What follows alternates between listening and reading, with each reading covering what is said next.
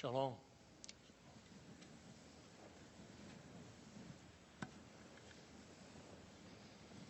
Shalom.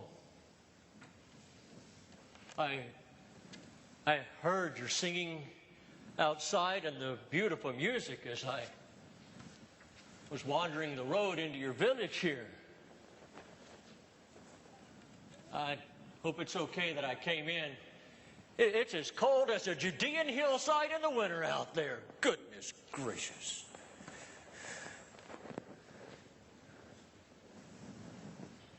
Is this some type of temple for worship? Yeah. Very different from the temple in my day. I mean, look at you. You're all sitting together. Boy, at the great temple in my day, we had everyone divided into their similarities. All of the men stood together. All of the women stood together. The Gentiles had their own place. But I mean, there's no division in here. You're all sitting. And that's another thing. You're all sitting. Boy, in my day in the great temple, we stood to worship. There's another strange thing about this place, too. Where's the altar? I mean, in my day, every family brought with them a sacrifice to place on the altar whenever they came to worship.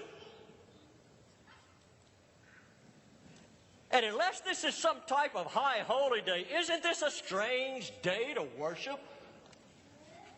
I think you call this Tuesday. Everyone knows you worship on Friday evening.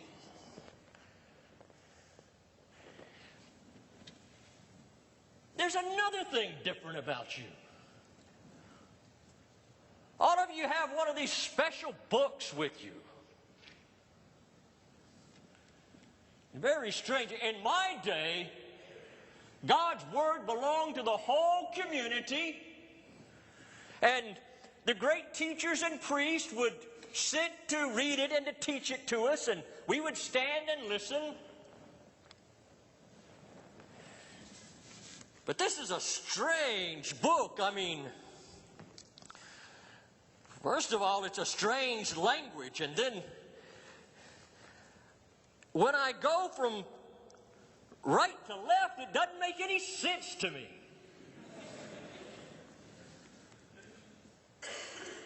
It doesn't begin with the Torah or the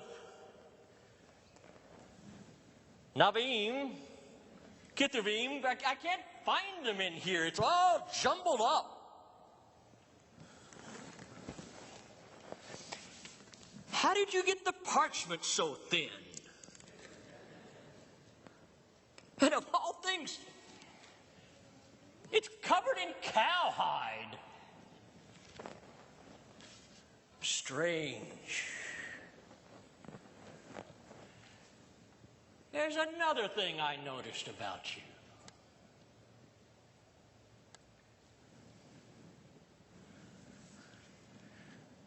Some of you were singing as if you knew God so well. I mean, in my day, we depended on the priest to represent us before God, and yet you all act like you're priests yourselves or something.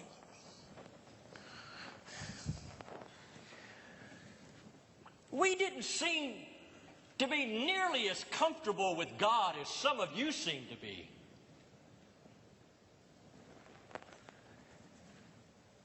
He was a great mystery to us.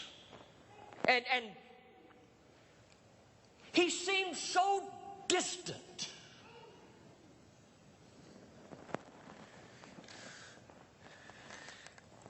We weren't comfortable in his presence that often. Now, don't don't misunderstand me.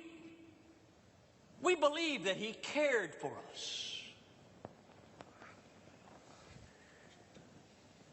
But you seem like you're so close to Him.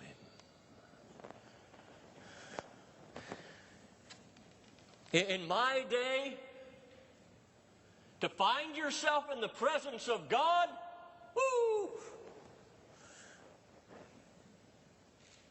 it would make you nervous and anxious. Now, I did notice that some of you seem to be just a little anxious about something. Kind of nervous. Especially your wee ones, your children. There's a place where there's a whole bunch of them right over there here in your village.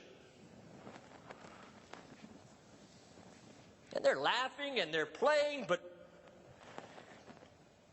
it's like they're waiting for something. Waiting for something to happen, like something's going to happen in a couple of weeks or so. Waiting. My people know how to wait. And I don't mean for weeks, but for years.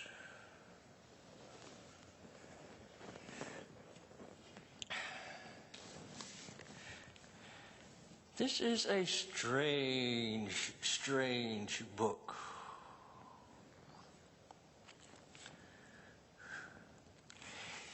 You see, God had made a promise to us. And that's what we held on to. A promise. A promise that one day God, praised be His holy name, He would send to us the promised one. The Messiah. And that when the promised one came, He would grant peace to all of those who entered into covenant with Him. And that He would teach us. He would teach us about God. He would teach us about the ways of God. He would teach us more clearly how to live a life that was pleasing to God. He would teach us much more about God, how to love Him, how to serve Him, how to please Him. Oh. That was the promise.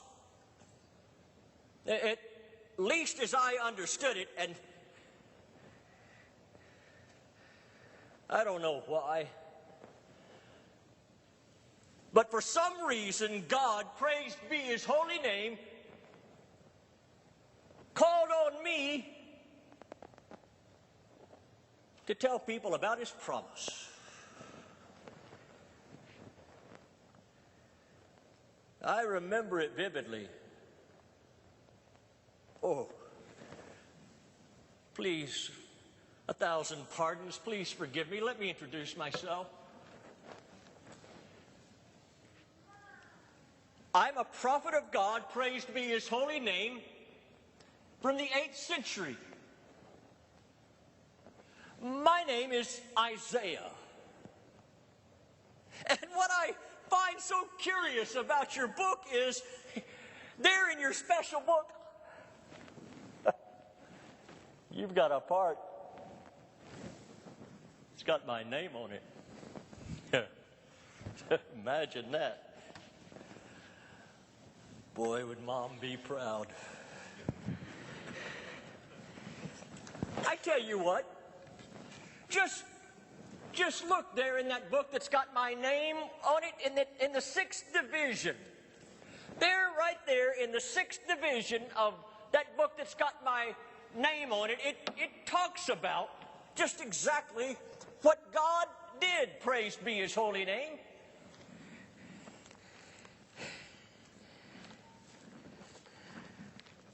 The 6th division.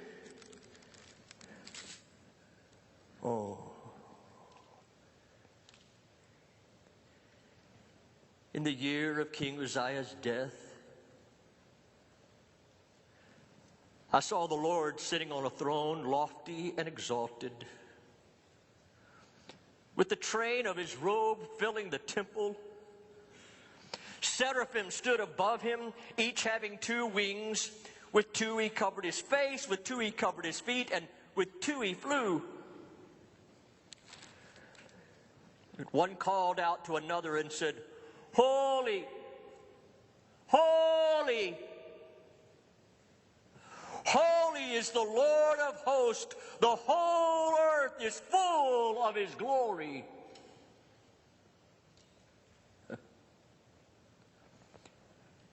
And the foundations of the threshold trembled at the voice of Him who called out, while the temple was filling with smoke. And then I said, "Oh boy, oy vey, woe is me. I'm ruined.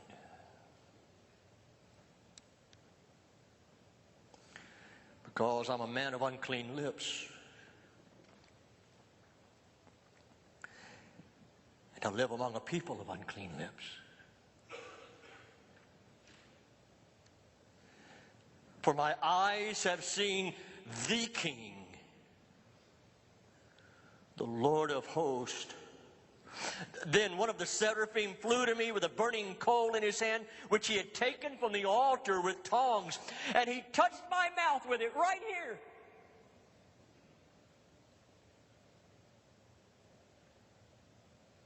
I've lived with it ever since. He said, "Behold, this has touched your lips, and your iniquity is taken away, and your sin is forgiven." Then I heard the voice of the Lord saying, "Whom shall I send, and who will go for us?" And then I said, "Here am I, send me."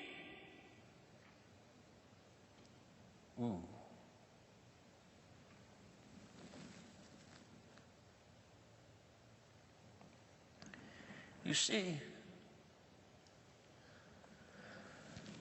we had known peace and prosperity.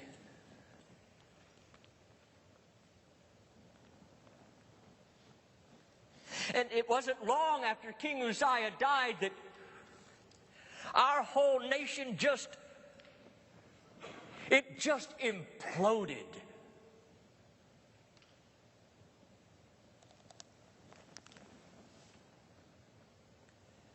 I tried to understand what God, praise be His holy name, was saying, but it was so fuzzy. It was such a mystery. We were in a national crisis of leadership. And people were depressed and discouraged. They were blaming God. They were angry at God. But what I saw was an opportunity for us to all turn back to God. Praised be His holy name. And so I started talking about the significance and the great glory of that coming day when God's, praised be His holy name, when the Holy One would come and live with us and finally arrive.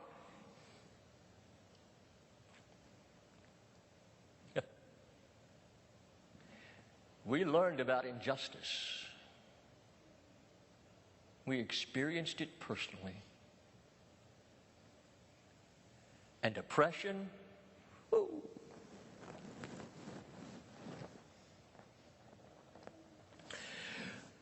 when our nation imploded in 733, we began to experience personally what it was like to live in bondage and oppression, to become the outcast and a small, disempowered minority. When the heavy foot of the Assyrian tyrants began to be thrust on our necks, they were harsh, they were unrelenting.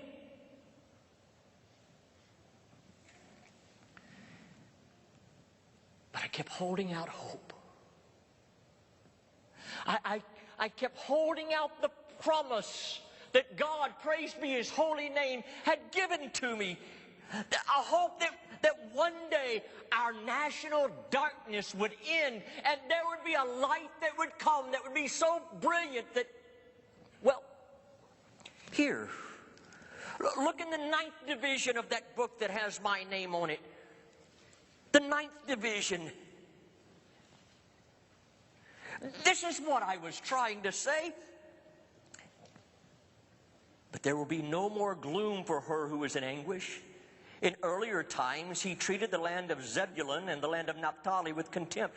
But later on, He shall make it glorious by the way of the sea, on the other side of Jordan, Galilee of the Gentiles. The people who walk in darkness will see a great light.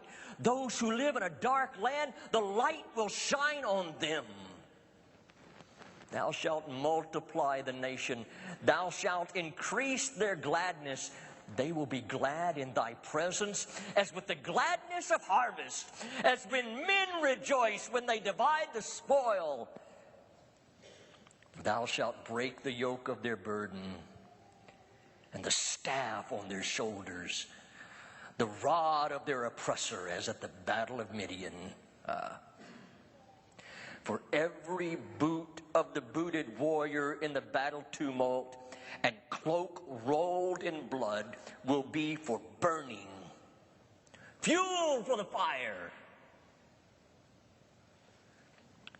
For a child to be born to us, a son will be given to us, and the government will rest on His shoulders, and His name will be called Wonderful Counselor, Mighty God, Eternal Father, Prince of Peace. There will be no end to the increase of His government or of peace on the throne of David and over His kingdom, to establish it and to uphold it with justice and righteousness from then on and forevermore. The zeal of the Lord of hosts will accomplish this.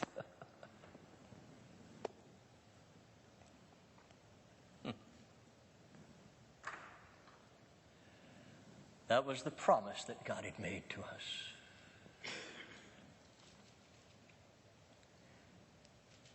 I drew comfort from it. I tried to encourage others with it. Some heard it gladly. Some, like some of you, waited anxiously.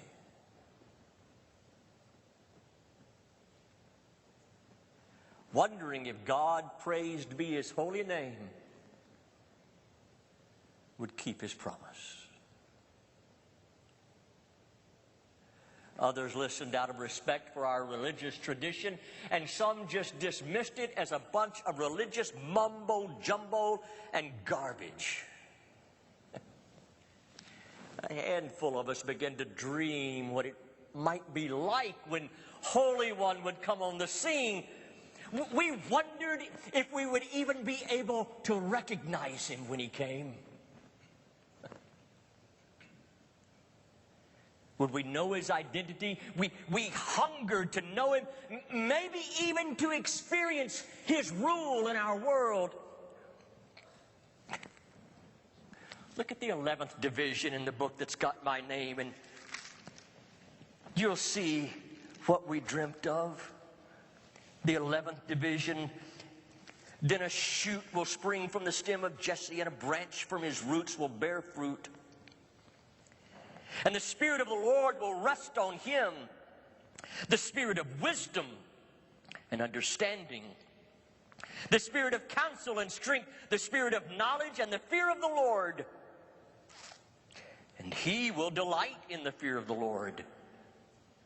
He will not judge by what his eyes see, nor make a decision by what his ears hear, but with righteousness he will judge the poor, and decide with fairness for the afflicted of the earth. And he will strike the earth with the rod of his mouth, and with the breath of his lips he will slay the wicked. Also, righteousness will be the belt about his loins, and faithfulness the belt about his waist. The wolf will dwell with the lamb, and the leopard will lie down with the kid. And the calf and the young lion and the fatling together, and a little boy will lead them. Also the cow and the bear will graze. Their young will lie down together, and the lion will eat straw like the ox, and the nursing child will play by the hole of the cobra, and the weaned child will put his hand on the viper's den. They will not hurt or destroy in all my holy mountain, for the earth will be full of the knowledge of the Lord as the waters cover the sea. Then it will come about in that day that the nations will resort to the root of Jesse, who will stand as a signal for the peoples. And his resting place will be glorious.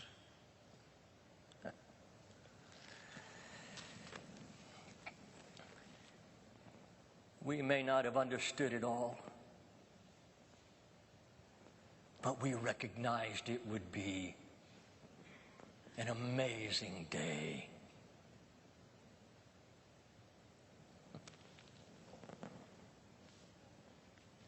But the years came, and the years went, followed by more years and more waiting.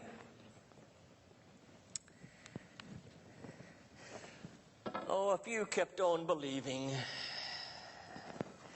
A few kept on believing that God, praised be his holy name, would keep his promise. But we just kept on waiting.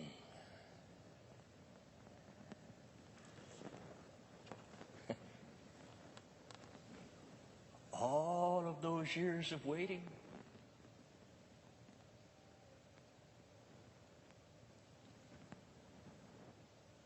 they weren't in vain. I guess I don't need to tell you that.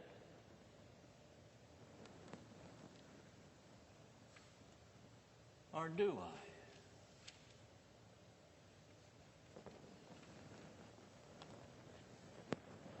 He did send Messiah. Do you ever find it hard to wait?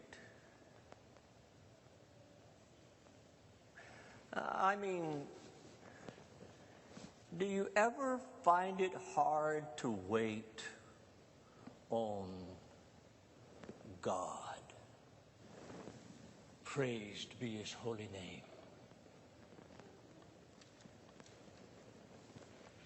Believe me, I know what it means to wait. We waited over 700 years.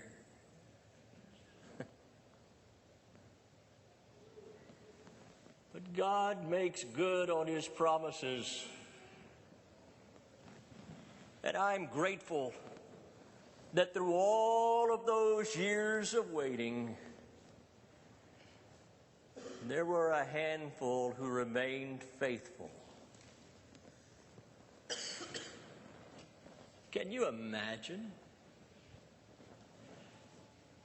Imagine if we had not been faithful waiting on God.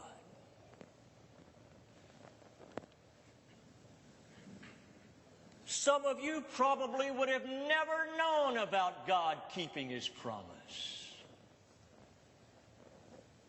if we had not been faithful waiting. You know what?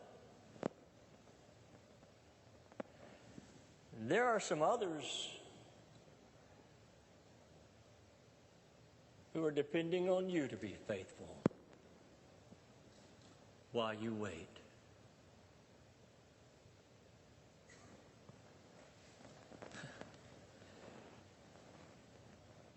They're hearing about what God, praised be His holy name, has already done. Is dependent upon you being faithful while you wait.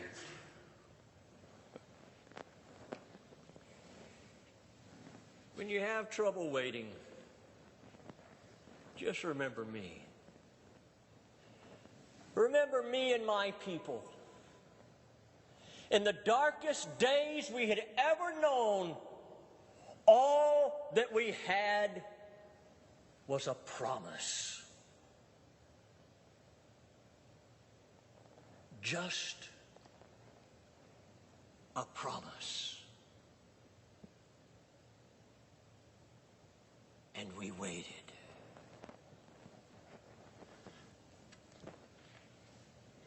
The hope of God's coming was great news in my day. And I'm guessing it's still great news in your day. I've heard something else. I've heard that God, praised be His holy name, has made another promise. That He's going to come again. Imagine that. Now all of us, together, are waiting on God again.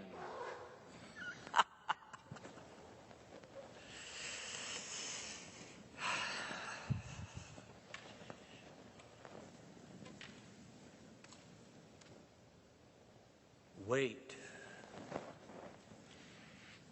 in patience for our God, praised be His holy name, to keep His promise. Thank you for your kindness. I hope I haven't overstayed my welcome. This is a very interesting room. Looks more Greek than Hebraic to me. Back out into the Judean hillside winter we go. Make straight the way of the Lord. The promise of God is good. He is coming. He is coming. The Spirit of the Lord is upon me, and He's anointed me to bring good news to all people. Make straight the way of the Lord.